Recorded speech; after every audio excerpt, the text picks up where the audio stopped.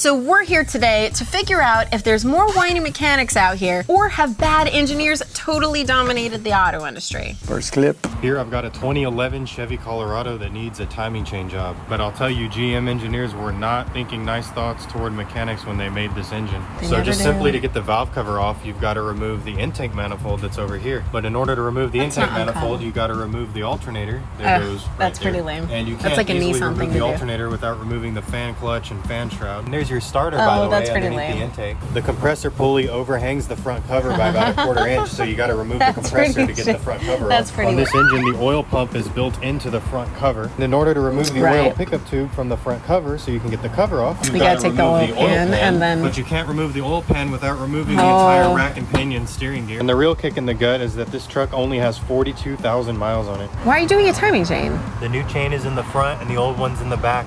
Look how much the old chain has stretched compared to the new one. Whoa. It's pretty, yeah. That's pretty crazy. I can't even finish this job because the VVT sprocket is on back order. You know, that's the common story right now. Lots of back ordered stuff. The customer won't understand when you charge them so much money. Well, you know, actually, I wonder what this job pays. I'm assuming if you were to go across, you know, to GM's step-by-step procedure, it's going to take you through all that. Most of the time, when they'll give you like, okay, this is how you're supposed to do it, they always have you remove more than what you need to. And then when you get better at stuff, you can decide like, oh, you know, I probably could have just loosened this and moved it slightly out of the way to get this out instead of taking it completely out. But this looks like a royal pain in the ass. That's pretty crazy that the timing chain stretched that much in 42,000 miles. That's pretty nuts. It's probably material. Cheap material in the chain, I guess? Yeah, that's definitely. Crazy. That chain stretching is, it does happen over a longer period of time on most vehicles. I mean, you figure the engine's making torque, which is a turning or twisting force, which is turning that crank sprocket, and that's gonna tug on that chain every power stroke that goes through on every cylinder. Eventually, that chain is gonna be longer than it's supposed to be because it's being tugged on constantly. It could be only even the guides itself, like the little pins. It doesn't necessarily need to be the whole chain. Right. Like just certain pins could be like cheap. And or then the links themselves where it's joints, Or where it joins at, like the links probably spread out a little bit. Something like that, I bet. Yeah. What cars, Sandro, would you never buy due to them just being a royal pain in the ass to work on? Audi, for sure. To get to the seals in the back, the guides, all that that's just taking out the whole engine, doing the whole shit. I feel like anything German is probably a little bit not as easy to work on. Parts are harder. It's more difficult. It's out of the ordinary. So once you get there and then you get the American cars, it's kind of like, yeah. It's not that hard. This is not that bad. Like, oh, we're gonna do all that? That's like this right here is an everyday scenario for an oil change in Audi. Oh, we're doing an oil change for an Audi. Okay, that's cool. Don't worry about it. I feel like German engineering focuses a lot on maybe like performance type things, where other manufacturers maybe focus a lot on like longevity or ease of working on or whatever, right? So what do you think? This is a whiny mechanic or bad engineering? In the engineering side, that sucks. I think this guy seems pretty valid in his concerns. Yeah. I would also be quite frustrated. Let's make money on this next clip. Ooh, I like that. That's good. Today we're going to be looking at a 2022 Ford Transit Connect with a 2.5 liter engine. Actually, the vehicle doesn't matter. It's this. What is this? Like, what kind of wheel lock is this? You see that? It's just, that is awful. The teeth in this wheel lock here are so that looks tiny, easy you're to strip. practically begging for it to get rounded. Engineers, I know you don't have a whole lot of foresight, but just humor me for a moment. What would happen, heaven forbid, if somebody, you know, actually lost their wheel lock? Look at that tolerance. Look at that tolerance. You're not going to get anything on the outside. I mean, I guess the teeth are no bigger than tuner lug nuts, but at least there's depth for more surface area. Right. Ford did not do a good job with that one. Yeah, it's true, especially the edge, and then even Volkswagen has the same thing. Like their locks, it's like a little ass gap, and if you put it in wrong, and you hit it with the impact gun, it spins. That's it. You're and then the space to put in there something and knock it out, it's so small. It's like you're trying to put space and it doesn't fit in there. You're like, what do I do? Maybe their thought is that it makes it that much harder to steal, but it also makes it that much harder to work on when you're actually trying to do, you know, honest work to the car. Like for me, it's fun because when they come in, I know they went to the dealer, they went everywhere and they couldn't take it off. So you get to see the stuff that I see all the shit they did. that other people were unsuccessful with. Yeah, they chip at the wheel. Oh my God. They try to weld on there. They have sockets stuck in there. Some fool goes like, he tried to use the blowtorch, didn't know how to use the blowtorch, so he just cooked the side of the wheel, and I was just like, wow.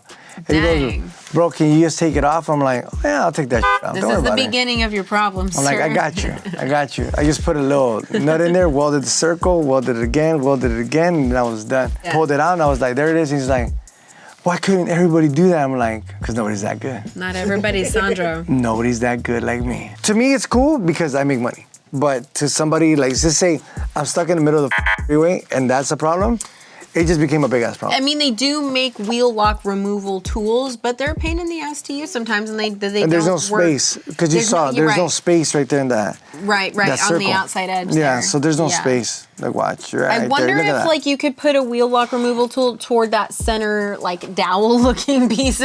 But then there's 3-piece locks that the crown just comes off. Oh, for sake. I blame the engineers, straight up. Yeah. Be more creative.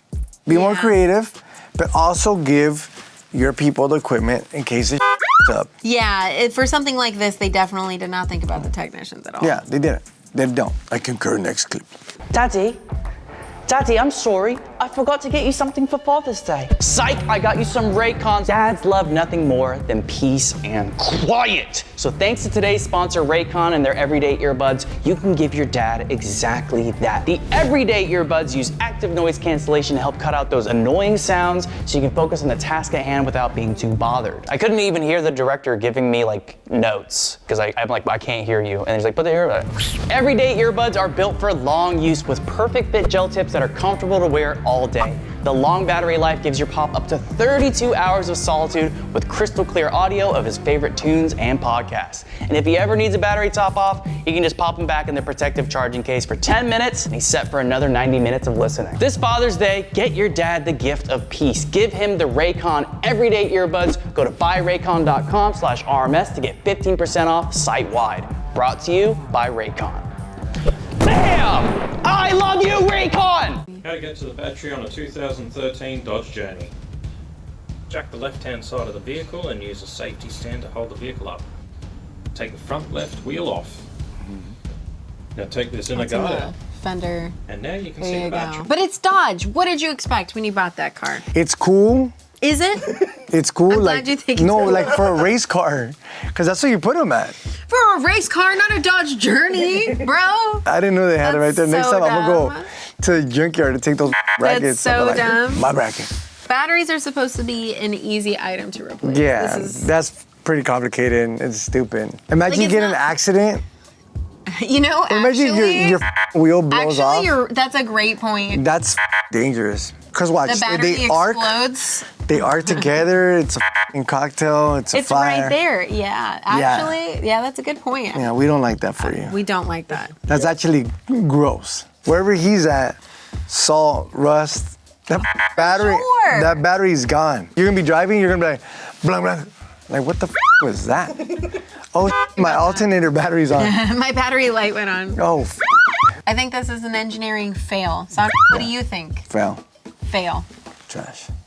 You see, Mazda or Ford, whoever designed this car, put the TCM right on top of the transmission, and it gets a lot of heat saturation from the transmission and the engine, which eventually makes them go bad. Now, I've replaced countless of these TCMs, and all they had to do to prevent this was relocate the TCM somewhere where it got less heat. Or you could even put, like, a Surprisingly, little this one heat is layer. Still good. So what we're going to do to prevent it from going bad is relocate the TCM right here under the brake lines. Now, I didn't come up with this, but this is how they tell you to replace these TCMs when they go bad. They want you to zip tie it to the brake line so it gets less heat saturation from the transmission and the engine. I don't know if zip tying them to the brake lines is like the best idea. Wouldn't it be not that hard to put a little, like they have heat protective material that you can use underneath the TCM that might shield it a little bit better. That gold stuff. We get a lot of movement because the brake lines, even though they're hard lines, they're still going to get a little bit of bouncy. I don't know. I'd be worried worried a little bit about that. If it was me, I'd probably just put like a little protective layer in between the trans and the TCM. What do you think? If it was me, I'll put a little ice box. An ice box, Yeah, water cooled. I'll make an ice box right there. A TCM is a transmission control module. Any type of control module is going to work roughly the same, where you have inputs, processing, and outputs. So we have inputs like sensors that are gonna tell the control module what's going on. Think of them as like little tattletales. They're saying what position something is in, whatever information that transmission control module needs to know in order to make sure you're in the right gear, or to make sure whatever else is going on electronically inside the transmission needs to happen. In order for me to walk forward as a little tiny human, I need my eyes and my smell and my hearing, right, to be able to kind of know where I'm at and see things. That's what inputs are to your control module. So the control module can say, you know what, okay, this is what we need to do, and I'm gonna actuate this solenoid or whatever, this motor, this actuator, whatever that might be. If Mazda's already saying like, hey, you know what, if you're gonna replace it, locate it over here, at what point do you call this a recall? You know, I think it's usually based off of the manufacturer determining, is this gonna cost us more in lawsuits or more in warranty repairs? And whichever one is cheaper, they end up going that route. If they end up spending a boatload in lawsuits, they're gonna say like, okay, you know, we'll spend the money in warranty repairs, we'll call it a recall. But if they're willing to pay out whatever lawsuit's available, they'll ride it out, I think. There's not any really laws that I think are gonna determine this. To me, it would be like a recall. If you're saying it's gonna be making my transmission slip, miss gears. Look how old it is. Yeah. Though. You think this thing's still within warranty? That's You're all right. they care about, right? Outside of Yeah. warranty, cha-ching. Everything's gotcha. planned obsolescence. I think everything is. Everything is, right? They want to make their money. Yep. I think, listen, Seals we give come out a from a certain time, time. remember back in the day, you know, you look at, we're different, right? Because we're in the trades itself.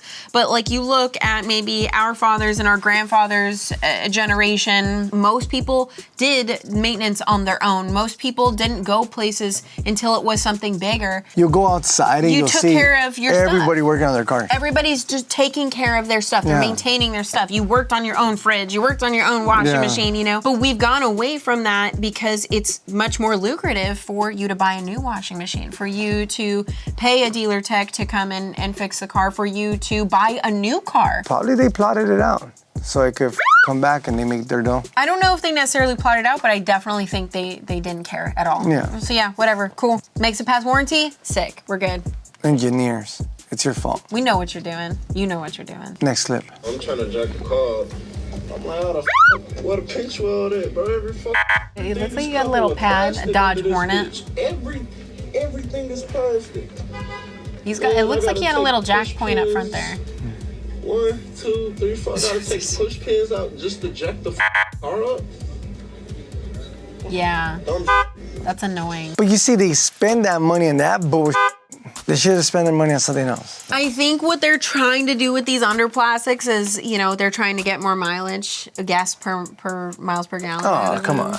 I think that's what it is. For real? Think that Listen, if makes it's sense. my car, I'm keeping them off. I'm not putting them back on. I'm taking Just everything straight off. the hell up. That's bullshit. Yeah, I don't like it. I don't like it. I'm not for it. Dodge, please don't do things like this. And throughout my life of working on cars, I've seen so many different jack points that I f***ed up. Oh my God. Takes the side skirt, takes the door panel or the door or the fender, and over there you're looking at the customer like, this was a $30 job. I just owe you I wasn't like even making money on a couple $1,000 already. Oh my God. This engineer, right? Yeah, I think this is horrible engineering. They overthought about it, just I covering think shit. just the small 4 jack points they could have left Chilling. open. I don't think that forget would have about us, affected our right? gas mileage Don't that forget, bad. yeah, don't forget about us. We're working on your junks. Come on. Fixing your mistakes. Yeah. Next clip. So I've got here a 2018 F-150, and this thing's got the 2.7 liter V6. And of course, we're replacing an engine oil pan on this thing because they always leak and they're one-time use pans, so you gotta buy a new pan every time you remove the old one. But check out this crazy thing right here. So we've got Like right a here, composite this is pan. the oil pickup. So this part of the oil pan, it fits into this right here on the oil pump. Okay. And if you follow the oil pump, they put a rubber belt to drive the oil pump. Yeah, I've seen Oh, this. yeah. That's so So dumb. Right here. This little belt right here ever breaks on you, there goes your oil pressure and there goes your engine. Have you seen a lot of them break though? No. We talk a lot of shit about engineers, but they do know some things. I have to imagine if it's an oil bath belt, that belt is meant to be in some kind of oil. In the comments, please let me know. Leave it in the comments for those that have changed this over and over and over, if it's a bad design or a good design. You know what, we'll leave that one to you guys. If it's engineer fail or if it's not, you guys leave that in the comments. Let us know. It's an Audi. It's overly complex, and there is some truth to that, without a doubt. They are really not built for you to work on, and I'll tell you precisely why. You did not buy an Audi because you can work on it in your garage. Listen very, very carefully. Now that's the fuel pump being primed every time you open the door. Front doors, rear doors, doesn't matter. So if you're doing any fuel work on your vehicle, you have to keep these things in mind. If you open the door, you're going to have fuel all over the place. Well, you bought an Audi. You wanted the Audi life. You wanted the life of luxury. Right. Guess what? Way back in the day, we used to have mechanical fuel pumps, which were bolted onto the side of the engine, had a little arm that was driven by a cam lobe. And it had a diaphragm inside that would move back and forth as this cam lobe spun, as the engine spun, and that would suck fuel from the tank. So the mechanical pumps are really, really good at sucking fuel from the tank. But the problem is you pull enough of a vacuum, because it's sucking from the tank every time that camshaft's gonna rotate, you end up with a vacuum in the tank. And if you have vacuum in the tank, now we have a lower boiling point of the fuel. So we end up with potential vapor lock of the fuel. So we went away from that. But electric fuel pumps are not good at sucking. Instead, they're good at pushing fuel. So we put our electric fuel pumps back in the tank. So as close to the tank or inside the tank as possible. From manufacturer, it's gonna be inside the tank. If you're putting it in aftermarket, a lot of times, let's say you're converting from a mechanical fuel pump to electric fuel pump, you're gonna put it close to the tank. But it's not good at sucking fuel. It's gonna be much better at pushing fuel, so we don't have that vacuum being pulled. Now we have 3-phase fuel pumps. A lot of manufacturers are going to that, where they're using like an AC induction motor and they need an inverter. It's crazy. I think this is a whiny DIYer. I don't know if he's a mechanic. Don't be a crybaby. Don't be a crybaby. This is why technician hates engineer. Look at this, guys. Come on, you could bend that line out of the way. Yeah. You're being whiny. Doesn't even come out. Look, it hits the freaking. I want to see you try to move that line. Can you try to? Oh, maybe that line don't move. This is crazy. Is it mounted right next to it? This is the reason why technician hates the way engineers design cars. I feel like, come on, just a little. I see some lines that are like really tight to it, but I mean, you can still move them. Yes, look, there's a bracket right there. Come on. You are being a whiny little tiny mechanic. We're gonna get jumped. Just want you to know that. I'm calling him a whiny mechanic. Me too. Me too. I honestly think he's whining because he can just move it up, shove it, put some power into it. I get you. Maybe you just want to get something for the gram and say that the engineer was whack, but sometimes you have to remove some stuff because they can't shape everything around every bone. Not everything's about you. If you need to take out, if you need to take off the axle because that line's there, I mean, it is what it is. If we had to remove the line, that would be annoying, but like the brackets right there, you can see like worst comes to worst. You can loosen that bracket and then move the line, but like the line could be moved. No, but I'm saying like, say you need to sag down the rack and pinion for an oil pan. Then you got to do it. You got to do it. I mean, that's what I'm saying. Like, it's not like you do what you got to do. That's life. Yeah, you're not gonna be like, oh, why didn't they design the rack and pinion? Come on, like. They're not gonna do everything, like make it all simplified. Like you gotta do some mechanical work. Because then at that point, watch. Because then at that point, it's like all the DIY guys are gonna be able to do it. Then you don't have a job. That is a fair point right there. Like we can't complain too much. This is putting food in our bellies and money in our bank accounts, right? Don't cry that much. This is not that bad. Engineer, you did a good job. Let's push into that next clip. I really appreciate He's an engineer's like. how you built this or configured this motor for spark plug replacements. Fortunately, I was able to replace the first 3 in the front. Yeah, bro. But it's front wheel drive V6 life. Yeah. Yeah, they make it look Gucci right in front. Like when you look at it, you're like, oh, that's cake. Wow. Like the DIY guys. The first 3. They put the little tools on the side, they're ready to do it. They're like, all right, 1, 2, 3 spark plugs. Oh my God, this is so easy. Mechanic was charging me like $300. that fool. I could do. Where's the other 3 at though? Oh, you know what? I think it's a 3-cylinder. It's just 3 cylinders. Once again, front wheel drive? What else are you gonna do? You're gonna squeeze in that. space. Yeah, you're gonna squeeze that in there. So I guess it is what it is. Take out the intake manifold and reach all the way to the back and take out the other spark plugs and rock and roll. Sometimes you can go up from underneath in the back, like from the back side, but not on this. It looks way too tight on. No, that's tight. So as an engineer, I know on something like this, your hands are tied. So as a mechanic, listen, some jobs you just gotta suck it up. It is what it is. Suck it up, buttercup. Next clip. So let's start again. What kind of car is that? A Jaguar? Dashboard trim out. F-Pacer? Rear valance piece off the center dashboard. Top piece off. Oh. 2 screws here. My. All because some dickhead engineer puts a screw there with the glove box. Now I don't think this is a model that came out in this country. Well, that's removed. Thank God. And there's the pollen filter. That's insane. How is this viable? How is this necessary? Luckily, I've always looked at cabin/pollen filters as an optional item to replace.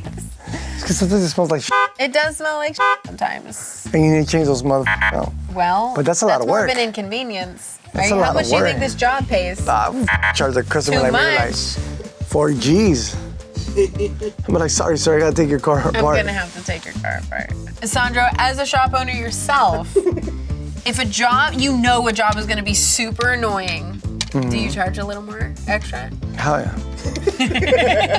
Likely they're coming to you because They can't. nobody else wanted to. Nobody wants to touch that car. Not even the dealers don't want to touch the cars. I mean, this is an engineering fail. 100%. Because A pollen filter, this is something that's like a common replacement item. Like this is something that gets probably replaced every couple of oil changes, right? Depending on where you live and it should be like how stinky your car is. 20, 25 bucks to replace it. Let's take a look at that next clip. Have you ever wondered why car makers stopped using dipsticks? Back in the day, car manufacturers had engine dipsticks, transmission I'd dipsticks. say back you in could the pretty day. much check any fluid level on your car. But nowadays, it seems like everybody's following the Eurocar trend. This BMW X5 not only doesn't have a transmission dipstick, but it's also missing an engine dipstick as well. BMW So the did only that way to check the early on. oil level is to use a scanner or use a center display if you know how. The- and the only way to check your transmission fluid Driver is to have Information the Center, the vehicle on DIC. the left running and to pull this plug right here. And to fill the transmission up, you gotta have a special pump That's that pumps not the fluid up new. into the transmission. It's Now, not actually fitting a dipstick on the engine or the transmission doesn't really save the manufacturer that much money. But what it does do is force you to bring your car into a shop anytime you need an oil change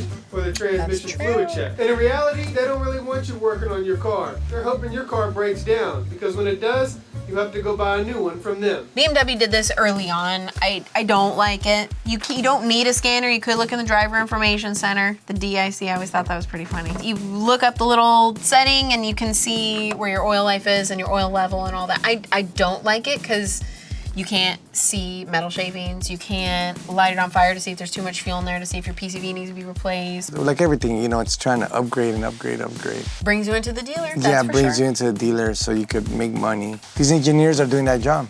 They're trying to make sure that their companies are making money. I better have somebody that took some courses on this shit. If not, we're figuring that out the hard way. Stuff changes every year. There's always something new to learn, and I Yeah. have to stay up to date on everything because I'm teaching up and coming technicians. Yeah. I don't want to be teaching them, 20-year-old stuff. I try to give them 20-year-old stuff and new stuff so they can, have a repertoire of what they want to work on or what they can work on and be competitive in this market. But it's hard, man. It's hard out there hard. for a player.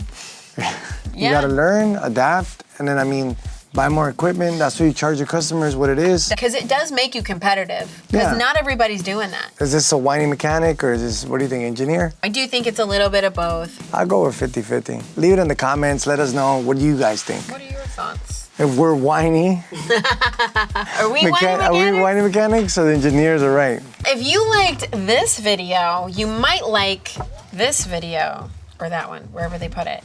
Thank you for watching. I'm Angelina. This is Sandro. Thank you for Deuces. watching RMS. RMS, baby.